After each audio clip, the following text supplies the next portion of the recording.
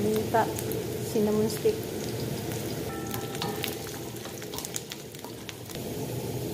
Garlic. Ginger paste. Tomato and 1 chili.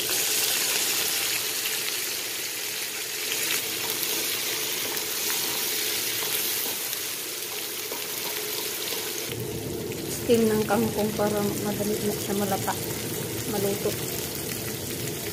Hindi mo na isabay yung dahon niya para hindi malata yung dahon niya.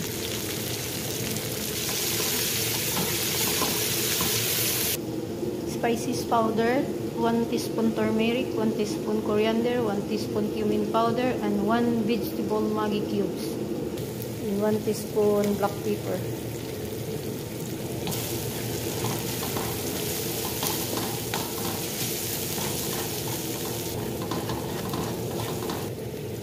Saka na din siya ilagay.